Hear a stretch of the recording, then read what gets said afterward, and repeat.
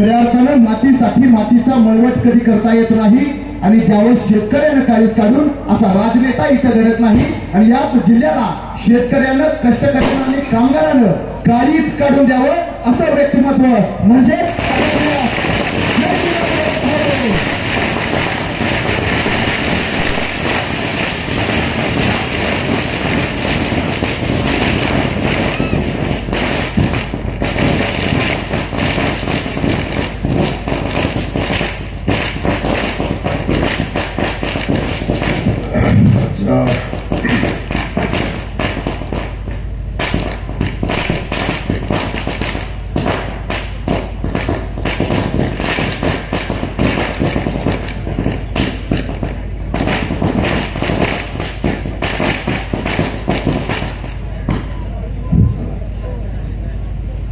निवेदक बाबा कुठला आहे तू जरा काय नाव तुझं? शंतनू अनंतराव साबळे. शंतनू अनंतराव साबळे.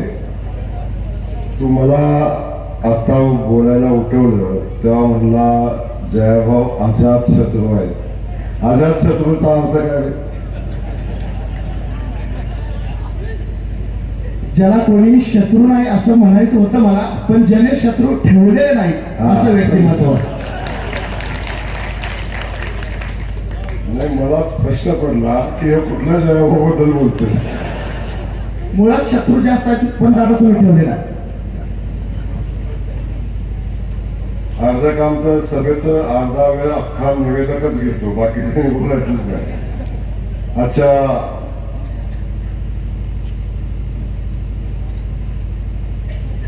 वाटार केवली या परिसरामध्ये होत असलेल्या आपल्या जिल्ह्याचे भारतीय जनता पक्षाचे जिल्हाध्यक्ष सन्माननीय धैर्यशील दादा, सन्माननीय मनोज दादा, सन्माननीय रामकृष्णजी वेताळ, सन्माननीय भीमराव काका आणि भारतीय जनता पक्षाच्या सगळ्याच पदाधिकाऱ्यांनी एक परिवर्तन यात्रा या ठिकाणी काढली.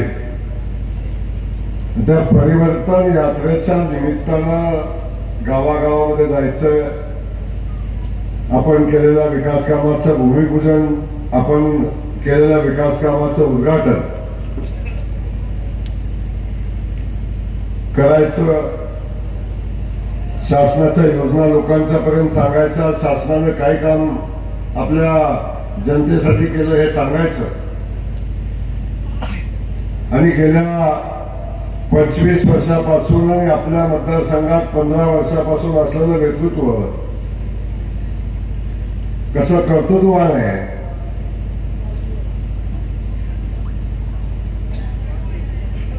त्याचं काय काय कर्तृत्व आहे आणि या भागाला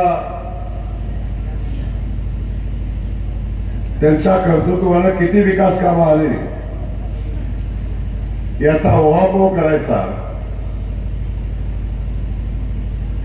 अशा पद्धतीची ही परिवर्तन यात्रा. कर्तृत्व मी एवढ्यासाठी म्हणालो, मी पहिल्यांदा दादा अशा मतदारसंघात आलोय की ज्या ठिकाणी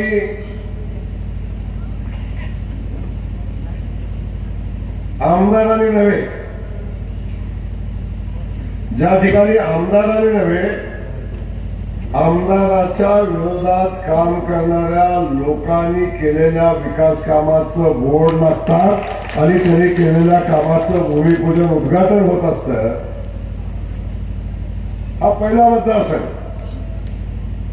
दादा माझ्या मतदारसंघामध्ये विरोधकांना देवाला नारळ फोडण्याशिवाय दुसऱ्या ठिकाणी नारळ फोडूच शकत नाही, कारण नारळ फोडायला दुसरं काही शिल्लकच राहिलं नाही. अशा प्रकारची परिस्थिती या मतदारसंघामध्ये आहे आणि या मतदारसंघामध्ये ही परिवर्तन यात्रा चालू आहे आणि या परिवर्तन यात्रा आज आमच्या सगळ्यांचे नेते ज्यांच्या मार्गदर्शनाखाली, ज्यांच्या सोबत राजकारणी समाजकारणामध्ये काम करायचं प्रशिक्षण शिक्षण ज्या जयकुमार गोरेंनी घेतलं, काकांचं कौतुक करायचं म्हणून मी सांगत नाही. मी पहिल्यांदा 2007 साली जिल्हा परिषद सदस्य झालो आणि जिल्हा परिषद सदस्य म्हणून, अरे बाबा तुझी काय प्रॉब्लेम आहे का, सांगतो. मी जेव्हा जिल्हा परिषद सदस्य झालो तेव्हा जिल्हा परिषद सदस्य म्हणून काम करत असताना सर्वसामान्य माणसासाठी लढणारा झगडणारा, गावागावातल्या वाड्या वस्तीचा विकास कामाचा प्रश्न घेऊन जिल्हा परिषदेमध्ये सुद्धा आपला आवाज उठवणारा आणि सामान्य माणसातला माणूस सामान्य कार्यकर्त्यांना कशा पद्धतीनं सांभाळतो, त्याच्या सुखदुःखामध्ये कसा सहभागी होतो, याचं मूर्तिमंत उदाहरण कोण असेल तर ते आमचे भिमराव काका आहेत. आणि अशा माणसाच्या सहवासामध्ये मी पहिल्यांदा जिल्हा परिषद सदस्य झालो तेव्हा मला काम करायची संधी मिळाली आणि तेव्हापासून आजपर्यंत काकांचा माझा स्नेह आहे. काकांच्या मार्गदर्शनाखाली अनेक गोष्टी मी शिकलो असेल. काका अवश्य मी 3 वेळा आमदार झालो. मी थोडा नशीबवान आहे कारण मी आजाद शत्रू आहे. मी थोडा नशीबवान आहे की मी संघर्ष केला. एका साध्या शेतकऱ्याचं पोरग ज्याला कुठला राजकीय वारसा नाही, एका रेशनिंग दुकानदाराचा मुलगा उठला आणि या माझ्या दुष्काळी मातीला खटाळांच्या जनतेला एक स्वप्न दाखवलं की मला माझ्या मातीतलं केनालचं पाणी वाहताना बघायचं आहे, मला माझ्या मातीमध्ये ऊसाची शेती झालेली बघायचं आहे आणि मला माझ्या मातीमध्ये कारखान्याचं धुरारं पेटलेलं बघायचं आहे. हा संकल्प केला, जनतेच्या पुढे गेलो आणि जनतेनं 40-50 वर्षाचं दुःख होतं, अनेकांना संधी दिली आणि सगळ्यांना संधी देऊन दमलेली जनता जेव्हा मी हा शब्द त्यांना दिला त्या जनतेनं मला आशीर्वाद दिले. काका तेव्हा माझं वय फक्त 31 वर्ष होतं. 31व्या वर्षी अपक्ष आमदार म्हणून मला जनतेनं निवडून दिलं आणि तेव्हापासून ह्या पाण्याची लढाई चालू झाली. काका मी नशिबान एवढ्यासाठी म्हणलं, दयवेशील दादा तुमचं वय किती? 52. मनोज दादा तुमचं वय किती? 47. इकडे 42. आता यांचं राजकारण चालू झालंय. आता यांचं राजकारण चालू झालंय आणि मला अजून 50 व्हायला अजून भरपूर टाइम शिल्लक आहे. मी जेव्हा 50चा होईल ना तेव्हा मी 4 वेळा आमदार झालो असेल, 4 वेळा. आणि सुदैवाने मला संधी मिळाली, जनतेने मला आशीर्वाद दिले आणि आज आपण परिस्थिती बघताय. हे सगळं करत असताना काकांनी अनेक ठिकाणी काकांच्या गोष्टी मला घेता आल्या. काकांची चिकाटी, काकांचं कार्यकर्त्यावरचं प्रेम, काकांचा कामावरचा फॉलोअप, काकांच्याकडून काका आता इथं मातीला असलं तर तिथं बारशाला तिथनं उठून कधी माझ्याकडून कधी पुन्हा कार्यकर्त्याच्या लग्नातून कधी तिथनं पूजेतनं कधी संध्याकाळी बारशाला आणि बारशातनं कधी कार्यकर्त्याच्या घरी बैठकीला आणि शेवटी कधी काका घरी जातात मला माहिती नाही. पण ह्या वयात सुद्धा हा तरुण माणसाला लादवेल असा आमचा नेता एवढ्या ताकदीनं शक्तीनं काम करतो याचा मला मनापासूनचा आनंद आहे आणि कधी कधी हेवा पण वाटतो. अनेक गोष्टी आमच्या काकाकडून शिकण्यासारख्या. काका तसे नसानसात काँग्रेस असणारा माणूस. काका म्हणलं भाऊ आभार आहे तुम्ही आला, भाऊ इकडं आले, भाऊ तिकडं आले. काका माझं कर्तव्य आहे. कदाचित जयकुमार गोरे नसता तर काकांनी काँग्रेस सोडलीच नसती. त्यामुळे काका तुम्ही इथं आहे, इथं जे लागेल ते पुरवायची जबाबदारी माझी आहे.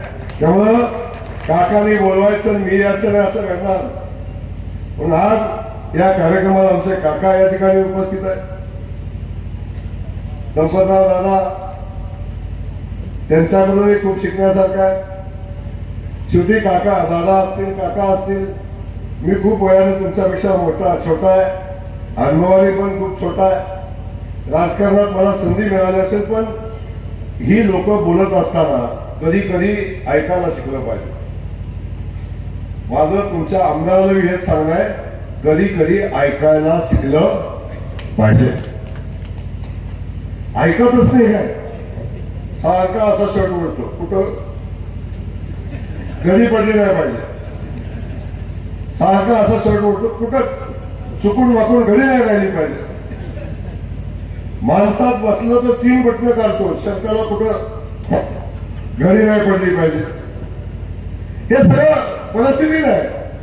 पण मी या 2 माणसाकडे जेव्हा बसतो तेव्हा त्यांचे राजकीय अनुभव, परिस्थिती, काय केलं पाहिजे, या सगळ्या गोष्टी मी बारकाईने ऐकत असतो. 15-20 मिनिटं ही माणसं बोलत असली तर मी शांत चित्तेने ऐकत असतो.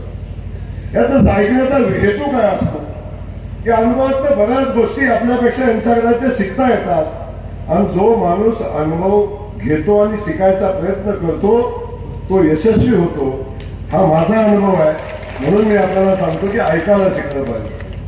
या दोघांचा विषय वासुकाका आमचा इथे बसलाय. वासुकाका असा चळवळीतला घरी उभा राहिला तरी कसा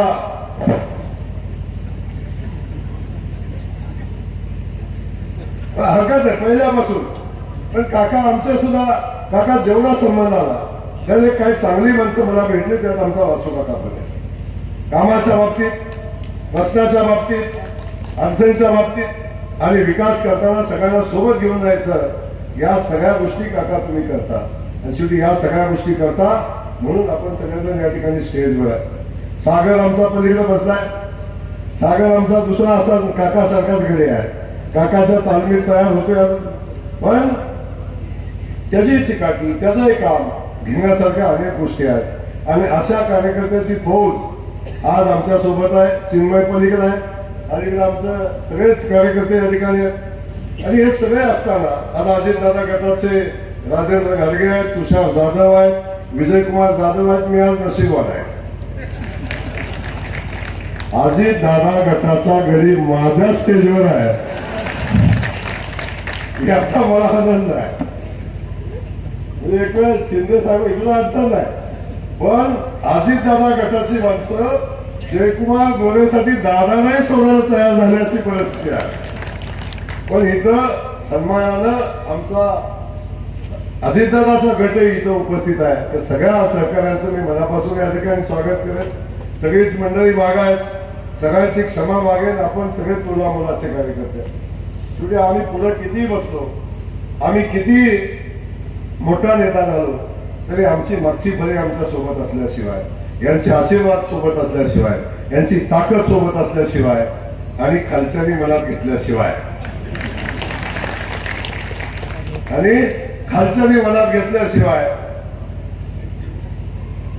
काही झालं नाही. एकदा माझी झाला ना की मग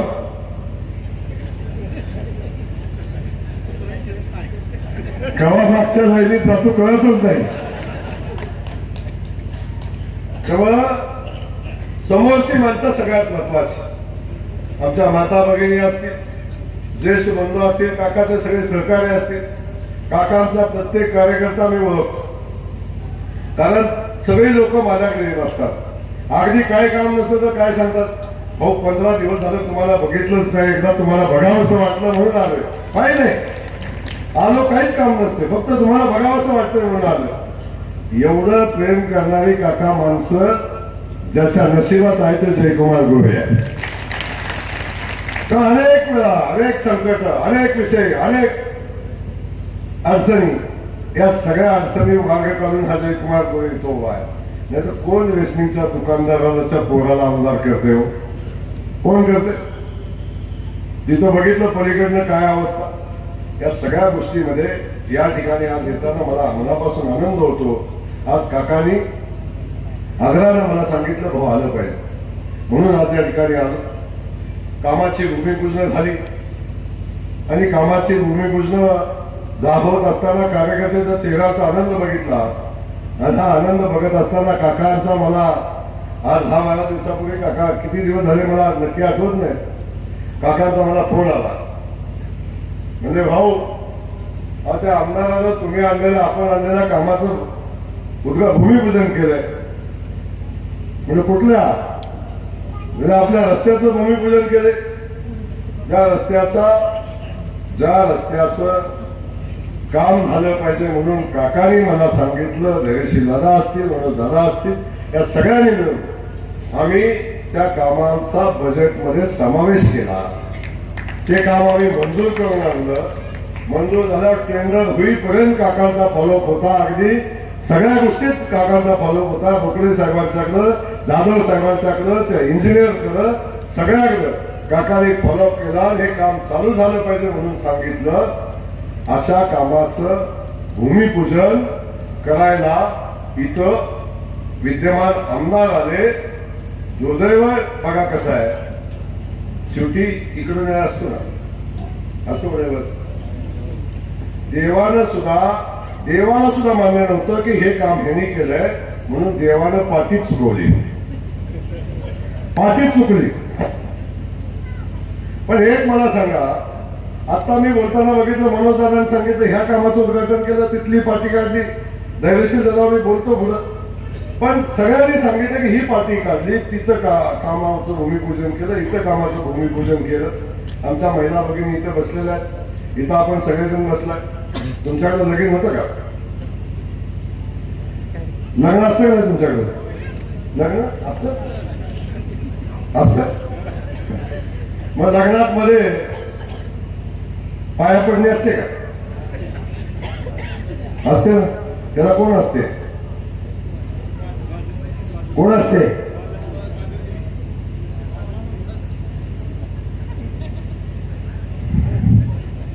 आता वाजंत्री असत.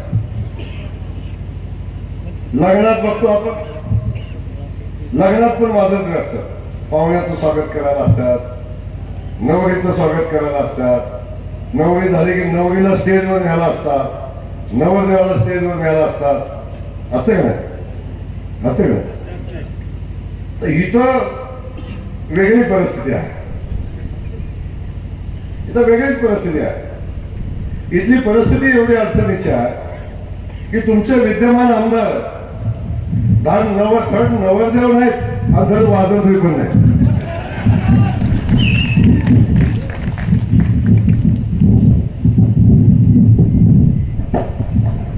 धड नवरदेव पण नाही, धड वाजंत्री पण नाही, आणि ना वराडी पण आहे. मला समजत नाही की आपण जे काम आणलंच नाही, आपण जे काम केलंच नाही, ज्या कामासाठी आपण मागणी पण केली नाही, अशा कामाचं भूमिपूजन करताना काहीच वाटत नाही आपल्याला, काहीच वाटत नाही. मग बारसं घालायची एवढीच हौस असेल तर लगीन पण केलं पाहिजे.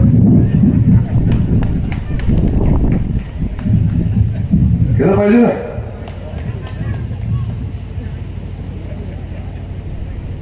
असं दुसऱ्याच्या पोराचं नाव ठेवायला गेलं तर हाणतील का नाही माणसं?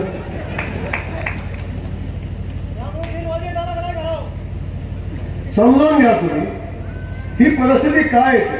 बाकी सोडून द्या, आमदार आहेत, 25 वर्ष आहेत, आम्ही सन्मान करतो. पण का असं वाटतं? काही परिस्थिती निर्माण होते.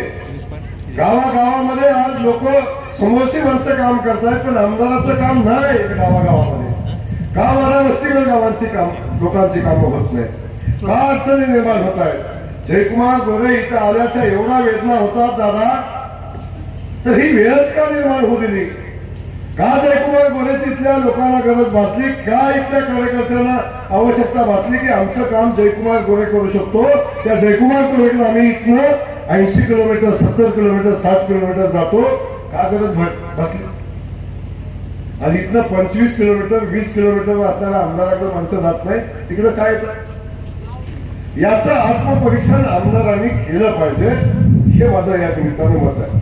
आणि किमान काका एवढं सगळं घडल्यावर तरी एवढं सगळं घडल्यावर तरी मी तर आत्मपरीक्षण करतो. माझा एखादा कार्यकर्ता नाराज झाला, एखाद्या कार्यक्रमाला आला नाही, कामाबद्दल जोरात बोलला, तरी मी विचार करतो की आज संपर्कराव जोरात का हे नाही झाला नाही, आज संपर्कराव जोरात का बोलले. आज एखादा आमचा विलाससारखा कार्यकर्ता असेल, तो असं का बोलला, एवढं आत्मपरीक्षण मी करतो. आज एखाद्या गावात गेलो, मला माणसात राहायची सवय आहे. सहज गावात गेलो तर 100-200 माणसं असतात. एखाद्या गावात जरी 5-25 माणसं कमी असली तरी सुद्धा मी संध्याकाळी घरी जायचं आणि विचार करतो, आज 10-20 माणसं कमी वाटली. अरे का कमी असतील, का कमी असतील? या सगळ्या गोष्टीचं आत्मपरीक्षण आपण करतो. मग एवढं सगळं आत्मपरीक्षण आपण करतो तेव्हा 25 वर्ष जे आमदार आहेत ते आमदार कधी आत्मपरीक्षण करतात का नाही करतात याचा विचार करण्यासारखी परिस्थिती आहे. म्हणून दादा आपण परिवर्तन यात्रा काढली. परिवर्तन यात्रेच्या माध्यमातून आपण अनेक योजना या ठिकाणी सांगितल्या. या योजनेच्या माध्यमातून शेतकरी बांधवांना आपण काय सरकार देतं, मोदीजी काय देतात हे सांगितलं. माझ्या माता भगिनी इथं बसलेल्या त्या माता भगिनींना आमचं सरकार काय देतं हे आपण सांगितलं. आणि हे सगळं आपण जेव्हा सांगता तेव्हा हे भारतीय जनता पक्षाचं सरकार हे करतं हे लक्षात असू द्या. हा जिल्हा जसा बघितला आपण तर हा जिल्हा शरद पवारांचा प्रेम करणारा हा जिल्हा. एक वेळ अशी होती की शरद पवारांसाठी 11च्या 11 आमदार या जिल्ह्यात निवडून आले होते, तर शरद पवारांच्या पक्षाचे होते. एवढं प्रचंड प्रेम शरद पवार साहेबांनी या जिल्ह्यावर, शरद पवार साहेबांच्या जिल्ह्याने केलं. आणि या प्रेमाच्या मोबदल्यात पलीकडे बसलेत राष्ट्रवादीचे नेते. कधी कधी माझं लोकांना अडचण वाटते अडचण, मला माहिती नाही काय. पण माझा प्रश्न आहे की या एवढ्या मोठ्या प्रेमाच्या मोबदल्यात आदरणीय पवार साहेबांच्या माध्यमातून या जिल्ह्याला काय मिळालं, या जिल्ह्याला काय मिळालं? अनेकदा मी बोललो काय मिळालं? अजूनही माझ्या प्रश्नाचं उत्तर कधी मिळालं नाही मिळालं कधी उत्तर. कोण किती मोठा असू द्या, कोण किती मोठा असू द्या, जर आमच्या वाटार किरोली गावाला रोडच यायला नाही तर त्यांचं मोठेपण आम्हाला काय करायचं? आम्हाला आमच्या गावाला रस्ता देणारा माणूस पाहिजे. कोण किती मोठा असू द्या, आम्ही ज्या सातारा जिल्ह्यात राहतो त्या सातारा जिल्ह्यात सगळ्यात जास्तीचा पाऊस पडणारा भाग महाबळेश्वर भाग, सगळ्यात कमी पाऊस पडणारा आमचा मानखेटाचा भाग. सगळी मोठी धरणं आमच्याकडं, सगळी मोठं दोन पासून उरमडी पासून सगळी कोयने पासून सगळी धरणं आमच्याकडं. आणि पाणी मात्र सांगलीला, पाणी मात्र बारामतीला, पाणी मात्र सोलापूरला. मग एवढं सगळं केल्यावर, एवढी धरणं असल्यावर आज अखेर पाण्यासाठी आमच्या लोकांना संघर्ष का करायला लागतो? आज मला केंद्रानं सांगावं सर, तुम्ही लोक ज्या आमदाराला निवडून देता, ज्या भागातनं ते आमदार म्हणून काम करतात त्या भागातनं टेंबूची पाणी योजना जाते. मला अजून कोण सुटलं नाही. म्हणजे जिल्ह्यातले नेते काय करत होते जेव्हा ह्या पाणी योजना तयार झाल्या, तेव्हा ह्या जिल्ह्यातले नेते करत काय होते? टेंबू सारखी पाण्याची योजना, ज्या योजनेचा उगम आमच्या सातारा जिल्ह्यात आहे, 22 TMCची ती पाणी योजना, कोयनेचं पाणी इतकं उचलून गेलं, सातारा जिल्ह्यात एक थेंब दिलंच नाही एक थेंब. पण जिथून कराड तालुक्यातून ही योजना चालू होते त्या कराड तालुक्याला सुद्धा एक थेंब पाणी या सातारा जिल्ह्यातल्या नेत्यांनी घेतलं नाही. मला सांगा, टाळ्या वाजवायचा विषय आहे का? 22 TMC पाण्यातलं एकही थेंब पाणी जर या जिल्ह्याला न मिळता हे पाणी जर डायरेक्ट सांगली आणि सोलापूर जिल्ह्याला गेलं तर ह्या जिल्ह्यातलं नेतृत्व, ह्या जिल्ह्यातलं नेते होते कुठं सांगा मला. जिथून टेंबू चालू होते, टेंबू गाव आहे, तिथं शामगाव किती आहे? 8 किलोमीटर शामगाव, 8. जिथून योजनेची निर्मिती होते, त्या गावात योजना जाते त्या गावातनं 8 किलोमीटर सामगाव आहे. ती योजना होऊन पाणी गेलं. ते माझ्या तालुक्यातनं गेलं. समजून घ्या, माझ्या तालुक्यातनं कसं गेलं माहिती आहे का तुम्हाला? टेंबूचं पाणी तालुक्यातनं गेलं, पण किमान 7 किलोमीटरचा पूल टाकला. मान तालुक्याला चिकटू नाही दिलं पाणी. खटाव तालुक्याला शिव पण दिलं नाही पाण्याला. त्या पूल टाकला, पूल, आणि पुलावर पाणी गेलं. आणि जर शामगाव सारख्या गावाला 8 किलोमीटर अंतरावर पाणी दिलं नाही, आणि मी शामगावचा आमदार आहे म्हणताना लाज नाही वाटत? अख्खं गाव उपोषणाला बसलं. पाणी मागून 15 वर्ष, 20 वर्ष, 25 वर्ष गेली. अख्खं गाव उपोषणाला बसलं, आणि आमदार तिथे येऊन सांगतो मी पाणी देऊ शकत नाही, मी पाणी देऊ शकत नाही म्हणून आमदार सांगतात. मला सांगा, जर तुम्हाला शामगावला पाणी देता येत नाही, मी देऊ शकत नाही तर कुणीच देऊ शकत नाही असं तुम्ही म्हणता. पण खासगीत म्हणलं जयकुमार गोरे देऊ शकतात.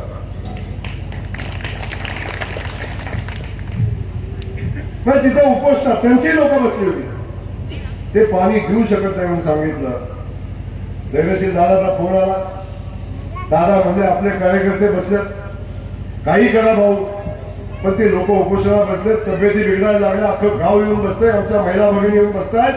त्या लोकांना काही करून काहीतरी मार्ग काढला पाहिजे, उपोषण सोडायला लावलं पाहिजे. आता जयकुमार गोरेचा तो स्वभाव नाही. मी उपोषण सोडायला गेलो तर जाताना सगळी व्यवस्था झाली तरच उपोषण सोडायला जाईल, नाहीतर मी पाया पडून उपोषण सोडवेन. पण खोटं आश्वासन देणारी अवलाद जयकुमार गोरेची नाही. मी जाताना सगळ्या अधिकाऱ्यांची आधी 2 बैठका घेतल्या होत्या, सगळ्यांशी चर्चा केली. शामगावला पाणी देता येते का याची माहिती घेतली. शामगावला पाणी देताना काय अडचणी त्याची माहिती घेतली. आणि या सगळ्या अडचणी अधिकाऱ्यांनी मला सांगितल्या.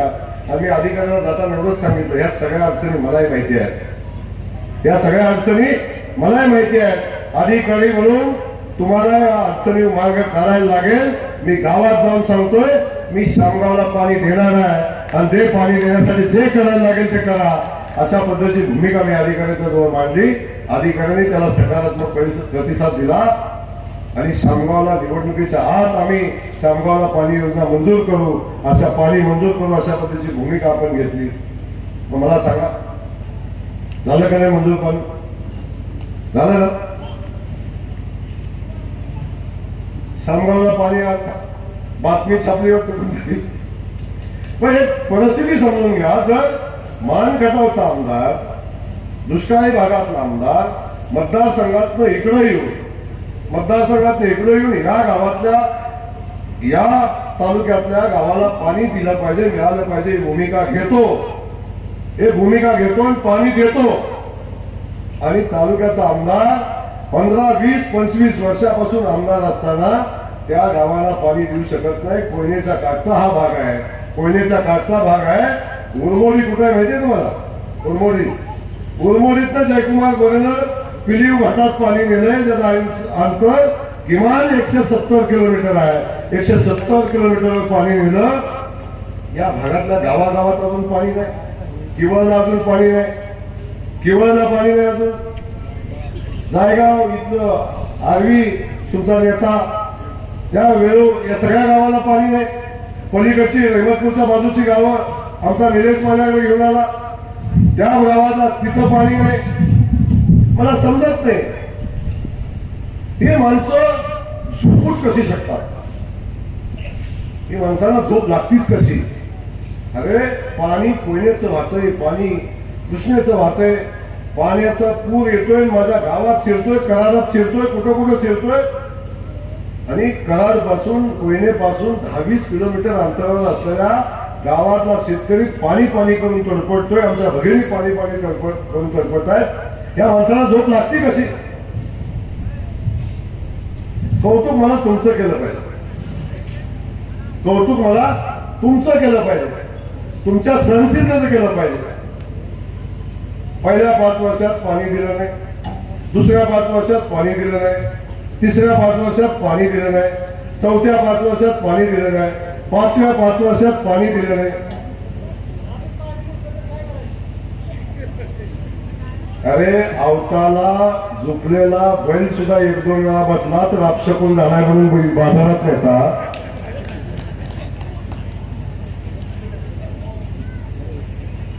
खरं नाही तुम्ही शेतकऱ्यांचे अवताला एक दोन वेळा बैल बसला तर अपशकून झालाय म्हणता. अगदीच प्रेम असलं तर घरात न बांधता, पण पुन्हा शेतात आपण येत नाही, त्याला बाजार दाखवतो. हा 25 वर्ष झाला हा बैल बसलाय, उठलाच नाही. आता कधी देणार?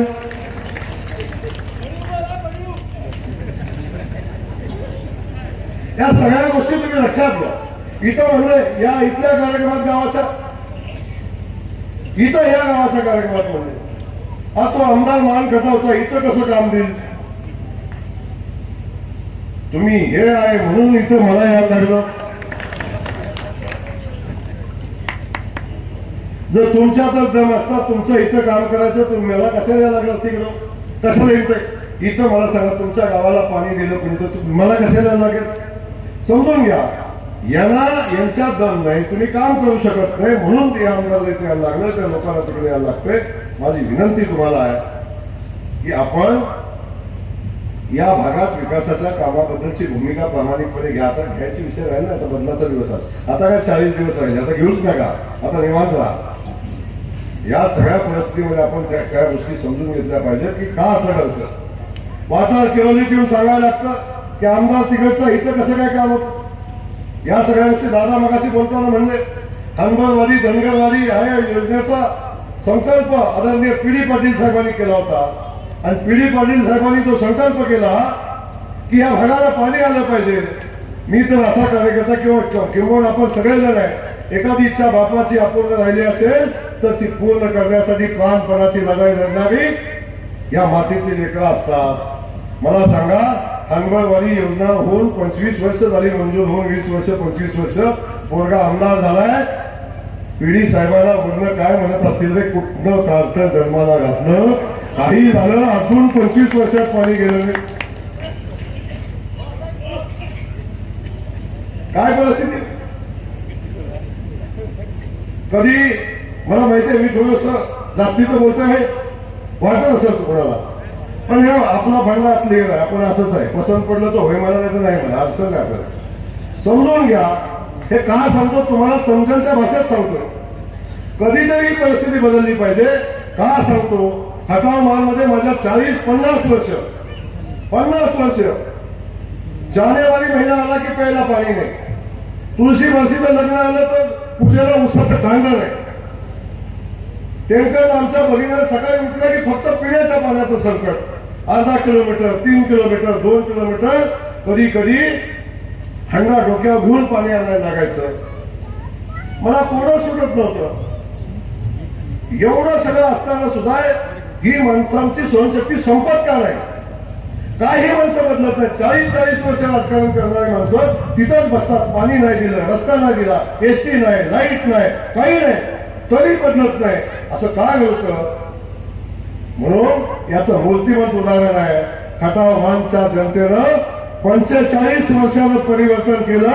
आणि खटाव मानच्या इथं जो लिहिलेला गाव होता ना, दुष्काळी तालुका, मागासलेला तालुका, मी आज इथं सांगतोय 3 वर्ष, आता योजना संपत आल्यात, माझं कौतुक करायला आलो, पण 3 वर्षानं माझ्या खटाव मानच्या मातीला दुष्काळी माती म्हणायची हिंमत कोणाची होणार नाही. फक्त मतदारसंघाची 3 गावं राहतील, 3च गावं की जी डोंगरावर आहेत, तिथं पाणी चलतच नाही, तिथं पाणी मिळू शकत नाही. पण ही काम संपलं, तिथे पाईपलाईन कशी करायची बघू नंतर. पण 100% माझा मतदारसंघ 3 वर्षात पाण्याखाली येईल. आज आमच्या इथं 2 गडी बसलेला आहे. मी म्हणलं ना, मला काय करायचं होतं, कॅनलचं पाणी, ऊसाची शेती आणि काय करायचं होतं भागात. म्हणून दादा मी पाणी आणलं नसतं तर काय कुसळ घातली असते का? काय घातलं असतं सांगा? कुठनं नेणार? इकडून कारखाना तोट्यात आला असता, इकडून निघून.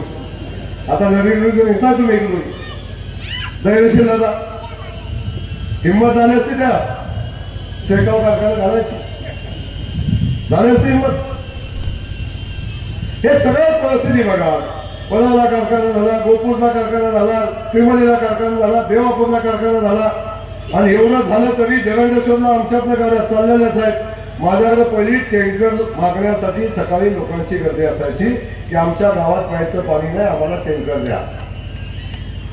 आज सकाळी माझ्या घरी गर्दी असते, आमच्या उसाला तोड नाही, आमच्या उसाला तोड द्या. या सगळ्या गटाने कारखाना काढून अंतर संपून टाकले. मला लायसन्स मिळत नाही, माझी अडचण आहे.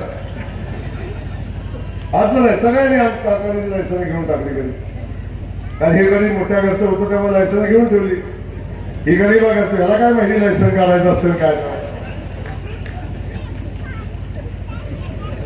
काय माहितीये सांगा, याला काय माहितीये? रेशनिंग दुकानदाराच्या पोराला माहितीये का साखर कारखान्यात लायसन्स कसं काढतात? आहे का माहिती? होईल का माहिती नाही? परिस्थिती अशी, आणि ह्या परिस्थितीमध्ये अशी अडचण झाली की सगळ्यांनी लायसन्स घेऊन ठेवली. सगळं गरीबाला म्हणतात भाऊ एवढं पाणी आणलंय, एवढा ऊस आहे, कारखाना करा की. जो दादा म्हणतो काय नाही करा पण कारखाना तेवढा करू नका.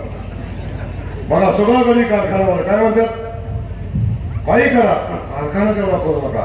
एका कारखान्याचं खरं नाही, पाक अडचणीचा विषय आहे. कारखाना घेतला केला की पाक डायबिटीज होतोय आणि माणूस पाक थांबून जातोय. हे सांगतो कोण? अजित दादा. हे सांगतो कोण? मनोज दादा. हे सांगतो कोण? बाळासाहेब पाटील. कारखाना काढू नका. आणि हे गडी एकाच दोन, दोनाचं तीन, तीनाचं चार, चाराचं पाच, गडी थांबवण्यातच नव्या गाड्याने फक्त काढू नका. अशी सगळी परिस्थिती आहे. पण कारखाना मी बघितलं ना, कारखाना हा शेतकऱ्यांच्या हितासाठी चालवायचा असतो. इथं नाही झालं तसं, हे नसतं कारखाना उभं राहिलं. या सगळ्या गोष्टी मी बोलणार नाही, पण तुम्हाला एवढंच सांगणार आहे, एवढंच सांगणार आहे. बाबांनो, तव्यावरची भाकरी माझ्या बहिणी इथं बसलेल्या आहेत. तव्यावरची भाकरी जर जास्त वेळ तव्यावर ठेवली तर काय होतं? करत ते ना फिरवलं काय तुम्ही? कधी उलटानं लावता, उलटी टाकता. आता अगदीच एक्सपर्ट असले तर हाताने टाकता. सगळं तुम्हाला माहिती आहे. करता का नाही तुम्ही? आता एवढं सगळ्यांना माहिती आहे, सगळ्यांना माहिती आहे. एखाद्या विहिरीला पाणी लागलं नाही तर दुसरी विहीर खोदता का नाही? हे का नाही? एखाद्या बोरला पाणी लागलं दुसरं बोर मारता का नाही? मारता का नाही? मारता ना? आता मग ही बोर बिन पाण्याचं आहे तर मारणार का नाही दुसरं बोर?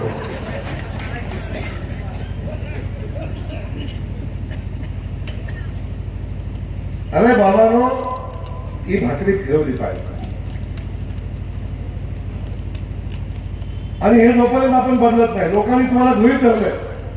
काही झालं तर करा, उत्तरची माणसं मला मत देणार. काम करा नाही करा, ही परिस्थिती बदलली नाही. आपण तुम्हाला सांगून ठेवतो, बदलली नाही. मी तर माझ्या मतदारसंघात काका हे सांगणारा पहिला आमदार आहे. जयकुमार गोरे जरी कामाचा नाही राहिला तर त्यालाही बदला, त्यालाही बदला. पण बदलायला लागतील तुम्हाला. ही सिस्टम बदलायला लागेल. जोपर्यंत ही सिस्टम तुम्ही बदलणार नाही, जोपर्यंत तुमची भीती वाटणार नाही, जोपर्यंत तुमची भीती नाही वाटणार ना, आमदाराला आपण घेतो. आमदार साहेब आले तर आमदार थोडं छाती काढून उभं राहा. आमदार तुमच्यावर आलाय, तुम्ही तुमच्यावर त्यांच्यावर तुम्ही नाही. आमदाराला तुमची भीती वाटली पाहिजे. अरे या गावात काम नाही केलं, इथं पाणी नाही आणलं तर ही माणसं मतं द्यायची नाहीत, मला घरी बसवतील. आमदाराला तुमची भीती वाटली पाहिजे. आणि जोपर्यंत हे नाही घडणार, जोपर्यंत हे नाही घडणार, तोपर्यंत विकास नाही होणार. लक्षात ठेवा. आज खात्रीनं सांगतो, मान खटावमध्ये गेल्या 15 वर्षात काका 15 वर्षात पाण्यासाठी आलेले पैसे, पाणी योजनासाठी आणलेले पैसे 12,500 कोटी रुपये. 12,500 कोटी रुपये. आज मी चाललोय, आज चाललोय मी मुंबईला. आज मुंबईला चाललोय. माझ्या मतदारसंघातली 29 गावं जे पाणी अजून त्या योजना मंजूर नाही, पाणी उपलब्ध केलंय मी, ती पाणी योजना मंजूर नाही. उद्या त्याची सुधारित प्रशासकीय मान्यता घेऊन येतोय. आज चाललोय मी गावात. आणि ह्यानंतर आमची योग्य योजना राहते. तेवढी झाली नाही की माझा विषय मग कुणालाही आमदार करा, तिकडे काय अडचण नाही. मी लोकांना सांगितलंय, जोपर्यंत प्रत्येक गाव पाण्याखाली येत नाही तोपर्यंत मला संधी द्या. आणि तिथनं वाटलं तुम्हाला हे बदलायचं, बदलून टाका, काय फरक पडत नाही. पण खटाव माणसा माथ्यावर जो दुष्काळाचा कलंक लागलाय तो कलंक पुसला पाहिजे आणि ती पुसण्याची जबाबदारी परमेश्वरानं आणि जनतेनं माझ्यावर दिली. ते काम मी केलं पाहिजे ही भूमिका घेऊन आपल्याला काम केलं पाहिजे. कधी कधी लोकांना वाटतं मी जास्तीचं बोलतोय, ही जास्तच बोलते. आता मला सांगा मी नाही जर बोललो तर कसं होईल? कधी कधी लोक म्हणतात त्या पवार साहेबांचं तुम्ही कशाला बोलताय, ते केवढे मोठे नेते आहेत. तो नेते मोठे आहेत, मी त्यांचा आदर करतो, मी कधी त्यांचा एक करतो. पण पवार साहेबांच्याकडे 40 वर्ष राहून आमच्या तालुक्यात पाणी नाही आलं ना बाबा. ते पण आमदार मोठे आहेत, 25 वर्ष आमदार ज्येष्ठ आहेत, मला आहेच मला. काय करू नाही शामगावला पाणी आलं ना, नाही आर्वीला पाणी आलं ना. आता ज्याच्यात क्षमता आहे, 100च्या हेडचं सांगितलं, पाली भागातल्या लोकांनी मला सांगितलं, त्या भागात गेलं ती लोक सांगतात पाण्याचा प्रश्न सोडवा. शामगावला गेलं, शामगावची लोक म्हणतात पाण्याचा प्रश्न सोडवा. आर्वीला आलं, इथली लोक म्हणतात आम्हाला पाणी द्या. आणि या सगळ्या लोकांना तर वाटतंय पाणी द्यायचा ठेका जयकुमार गोरेला आहे, जयकुमार गोरेला मागितलं की मिळतंय, ते आणतंय. मध्ये झालं या वाटा केवली भागातली ती सगळी लोक, मी उरमोडीतनं पाईपलाईन आणायचा प्लॅन केला. का केला सांगतो तुम्हाला. कारण मधनं पाणी येताना एवढं वाया जाते, लोकांच्यासाठी नाही वाया जाते पाणी.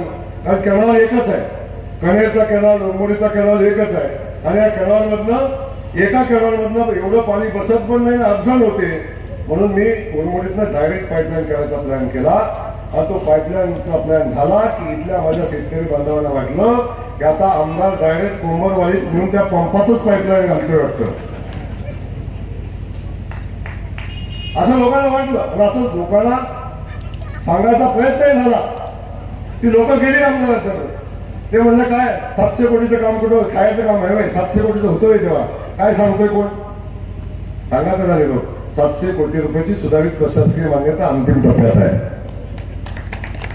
पण ते कळत असताना मी एवढं सांगतो, मी शेतकऱ्याचा पोरगा आहे. एकाही शेतकऱ्याचं नुकसान होईल असं कुठलंही पाप जयकुमार गोरे आयुष्यात कधी करणार नाही. मतदारसंघात असो किंवा मतदारसंघात नसो, कधी नाही करणार. या वाटारकरच्या लोकांना जिथं पाणी सोडायला लागतं तिथंच पाईपलाईन बंद होईल. पण किरोलीला या परिसरातल्या लोकांना कधीही पाणी कमी पडणार नाही. ती जबाबदारी घेतो ना मी, नका काळजी करू. आणि काकाचं इथे हिंमत आहे का माझी, बाकी विषय नाही. पण सांगा मला 10 वर्षापासून 12-11 वर्षापासून पाणी वाहतंय, तुमचा फायदा झाला का नाही झाला? जर ते पाणी आलंच नसतं तर तुमची अवस्था काय होती? या सगळ्या परिस्थिती आपण लक्षात घेतल्या पाहिजे. म्हणून मला सांगायचं एवढं आहे की विजन असलं पाहिजे, कामाचं विजन असलं पाहिजे, MIDCचं विजन असलं पाहिजे, सगळ्या गोष्टीचं विजन असलं पाहिजे. ही गोष्ट घेऊन पुढे गेलं पाहिजे. पण धैर्यशील दादा, मनोज दादा, आमचे रामकृष्णजी इथं आहेत. दादा चांगलं काम करतात, जिल्हाध्यक्ष झाले. दादाला बघा, जिल्हाध्यक्ष म्हणून मी काम केलं, भारतीय जनता पक्ष आमचा वाढला. आणि वाढवायचा प्रयत्न करत असताना पक्षानं सांगितलं आता तुम्ही थांबा. थांबताना मला सांगितलं आता जबाबदारी कोणाला द्यायची ते सांगा. मी म्हटलं द्या आमच्या दादावर. दादांच्यावर जबाबदारी दिली आणि दादाला पण मनापासून धन्यवाद देईन की दादाने ती जबाबदारी पेलली, सगळ्यांना सोबत घेऊन भारतीय जनता पक्ष वाढवायचं काम केलं. आता तुम्ही मला सांगा, आता या जिल्ह्यात एका बाजूला उदयन महाराज, एका बाजूला शिवेंद्र महाराज, एका बाजूला अतुल बाबा, दुसऱ्या बाजूला खाली रणजित शिवनायक निंबाळकर आणि इकडे राहिला उरला सुरला छोटा मोठा जयकुमार गोरे. एवढ्या सगळ्यांच्या तडाख्यात जिल्हाध्यक्ष पण सांभाळायचं सोपं आहे का? पण दादांची इकडे कला आहे सगळी, व्यवस्थित सगळ्यांना घेऊन केलं. पण हे करत असताना दादा असतील, आमचे मनोज दादा असतील, हे सगळे या मतदारसंघाच्या जिल्ह्याच्या कामासाठी कायम तर्कनं काम करतात. या मतदारसंघात काम झालं पाहिजे ही भूमिका घेतात आणि भूमिका घेऊन एका एका कामासाठी माझ्या मागे लागतात. कधी दादा, कधी आमचे मनोज दादा येतात, कधी रामकृष्ण येतात. आणि सागर बिगर तर सोडा, म्हणजे तो पाठच सोडत नाही, निरजचा विषय, सगळ्यांचा विषय. पण या सगळ्यांना मी एवढं सांगेन, हे सगळं आपण इथं करत असताना यांच्या कामाची चिकाटी मी बघितली. ही कामाची चिकाटी मी बघितली. एवढा मतदारसंघाबद्दल प्रेम असणारी, लोकांच्या प्रत्येक कामाबद्दल आस्था असणारी ही नेतृत्व आपल्याला मिळालेली आहे. ही नेतृत्व आपल्याला जपली पाहिजे, वाढवली पाहिजे. लक्षात मध्येच आपण बघितलं मागच्या 2 निवडणुकापासूनचा विषय. एका बाजूला धैर्यशील दादा उभे राहत आहे, दुसऱ्या बाजूला मनोज दादा उभे राहत आहेत. कधी यांना जास्त मतं, कधी त्यांना जास्त मतं, आणि दोघांचा फुटीचा उपयोग कुणाला तरी होतोय.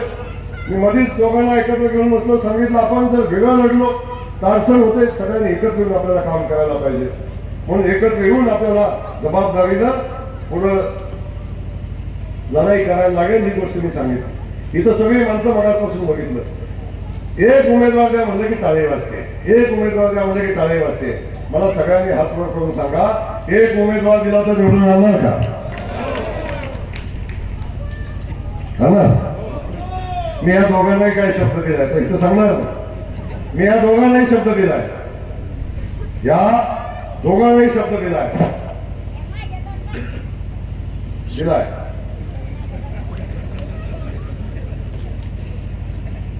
गर्वानं बोलणार आणि मला बोलायची सवय नाही, तर मी एवढं तुम्हाला सांगतो की यावेळी काही झालं तर एकच उमेदवार देणार, एकच उमेदवार देणार.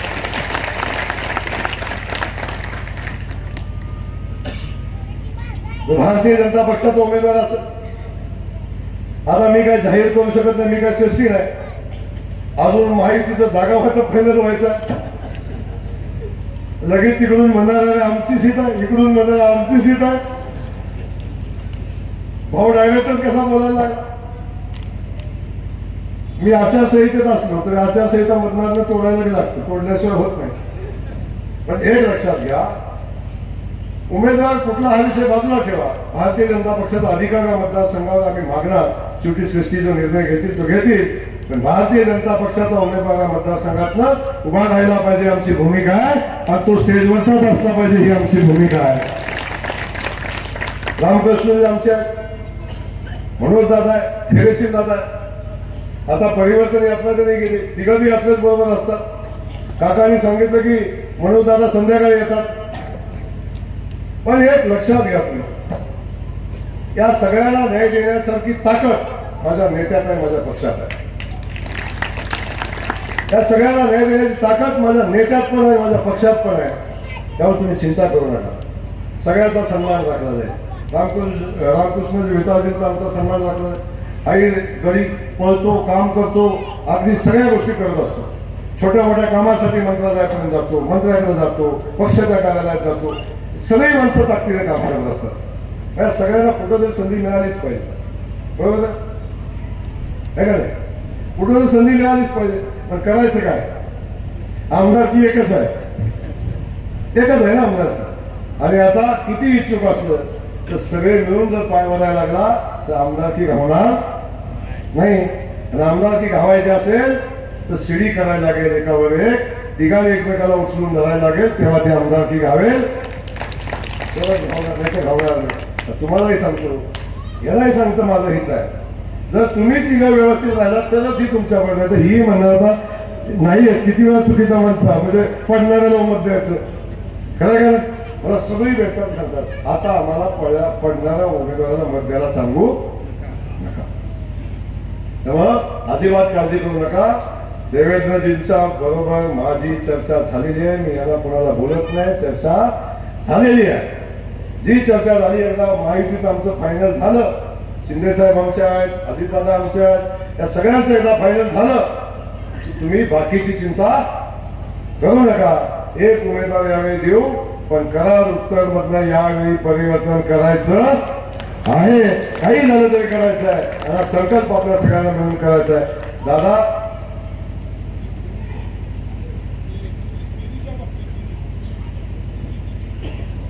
निधीच्या बाबतीत अशा अनेक गोष्टी बघितल्या आपण. त्यामुळे हे सगळं निधी दाना आपल्याला कमी आहे. आता तुम्हाला तर मी जिल्हा अध्यक्ष म्हणून सगळं अधिकार फुल देऊन टाकले.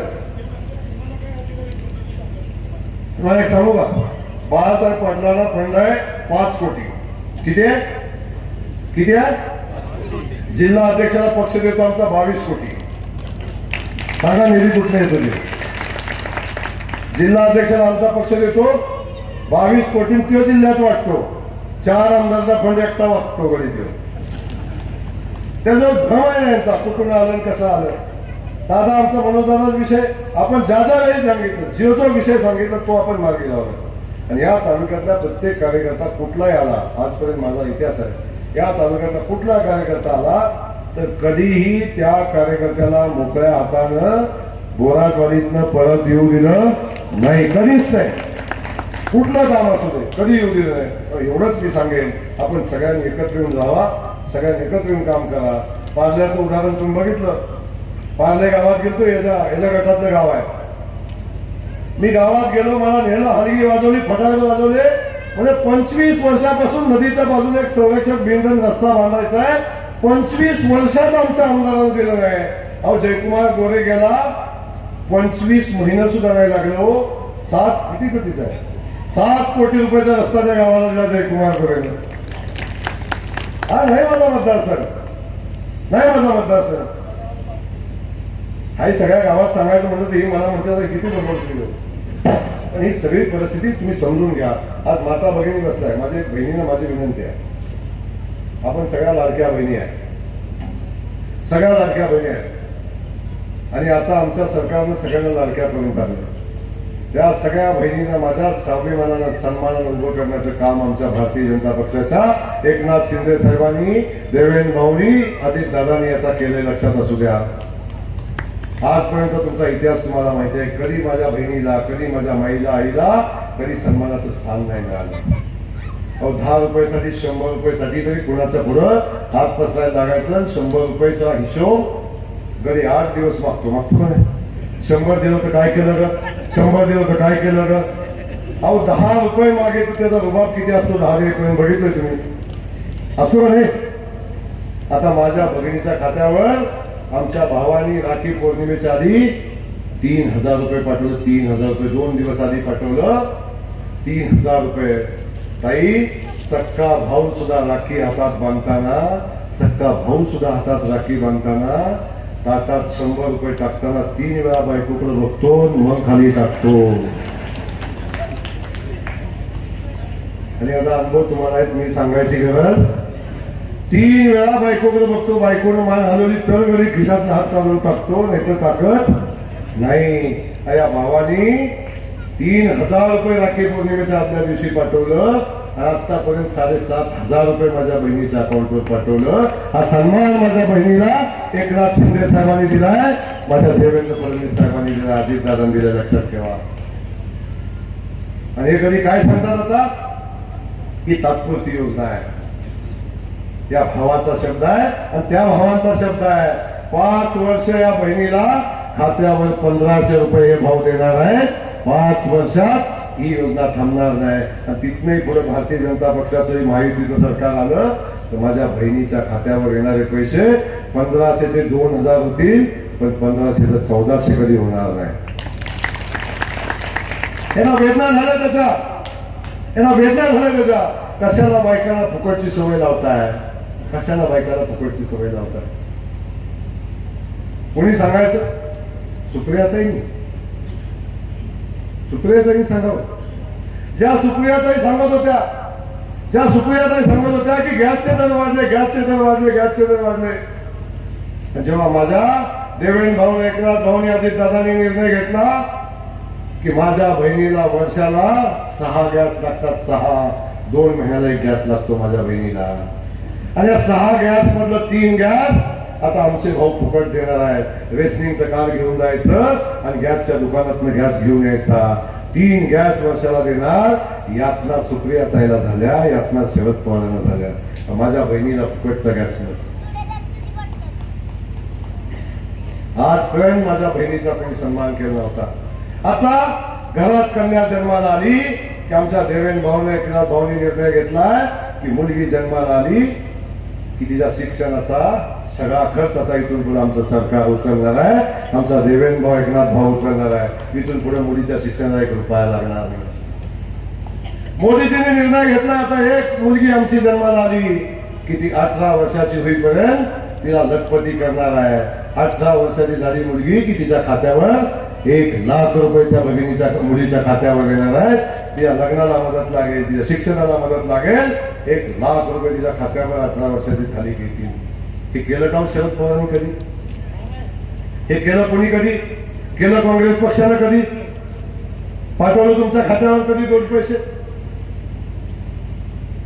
सगळ्यात मोठा सन्मान करण्याचा निर्णय, आमच्या आईचा सन्मान करण्याचा निर्णय आमच्या मोदीजींनी घेतलाय, आमच्या भारतीय जनता पक्षाच्या सरकारने घेतला आहे.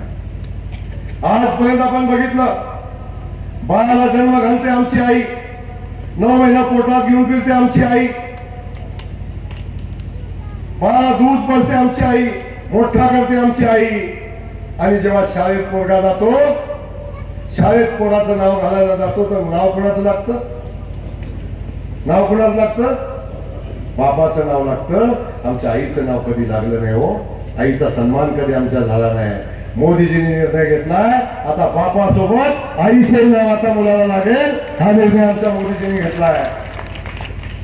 आजपर्यंत कधी हा सन्मान कधी माझ्या भगिनीचा, माझ्या आईचा कोणी केला नव्हता. तो भारतीय जनता पक्षाने करायचा निर्णय घेतलाय.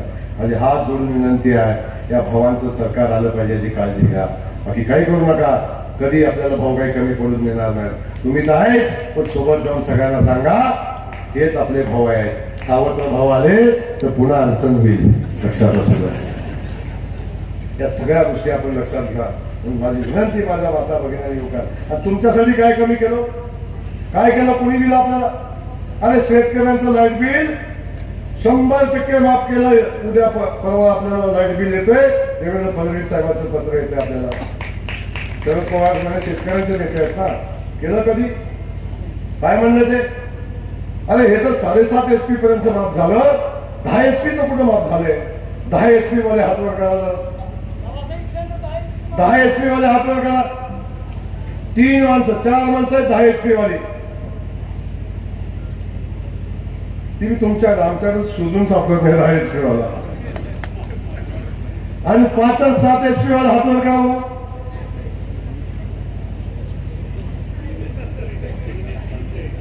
आणि 3 HP वाली करा. एवढं सगळं बघा. म्हणजे कुणाचा माफ करायचा याला? फक्त शंका करायची, शंका करायची फक्त. मग 10 HP कुठे केले? पुन्हा काय म्हणलं कधी? आत्ताच माफ केले, मागच्याच काय? हे फक्त बिनकाळीची आग लावायचं शिकायचं असेल तर कुठं शिकायचं हे मी आता सांगेन तुम्हाला. पण एक लक्षात घ्या, देवेंद्र फडणवीस साहेबांनी निर्णय घेतला. देवेंद्र फडणवीस साहेबांनी निर्णय घेतला. पुढचंही माफ आणि मागचंही माफ. आता 0 लाईट बिल येणार, 0. आता शेतकऱ्याचं बिल कापायला कुणी 5 वर्ष येणार नाही, कुणी येणार नाही 5 वर्ष कापायला. त्या देवेंद्र फडणवीसला शेतकऱ्याची काळजी आहे, शरद पवारांना नाही. लक्षात असू दे. ह्या सगळ्या गोष्टी तुम्हाला या ठिकाणी सांगतोय. आता खूप वेळ झालाय. मी भाषणाला उभं राहिलो की मी 1.5 तास 2 तास सहज बोलू शकतो. आणि माझं भाषण 25% झालंय आता. पण एवढं तुम्हाला सांगतो की या सगळ्या परिस्थितीमध्ये भारतीय जनता पक्ष, मोदीजी आणि देवेंद्र जे असतील, एकनाथ शिंदे साहेब असतील, अजितदादा असतील. आता अजितदादा आपल्याकडे आलेत तेव्हा आता अडचण नाही आहे ना बाबा. हे सगळे जण आता एकत्र आलेले आहेत. पण एकत्र येत असताना भूमिका एक आहे. मोदीजींच्या विचाराने हे सरकार चालेल, शेतकऱ्यांच्या हितानं सरकार चालेल, माझ्या माय बहिणीसाठी हे सरकार चालेल. यासाठी आपल्या सगळ्यांना या सरकारच्या पाठीशी उभं राहिलं पाहिजे. आणि या मतदारसंघातला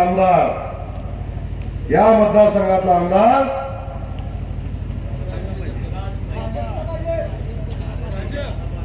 कोण, कुठल्या पक्षाचा झाला पाहिजे, कोण झाला पाहिजे आम्ही बघतो. पण कुठल्या पक्षाचा झाला पाहिजे? कुठल्या? मला ऐकायचं कमी आहे. भारतीय जनता पार्टी. आणि सीट आमच्या वासुकाकाला दिली तर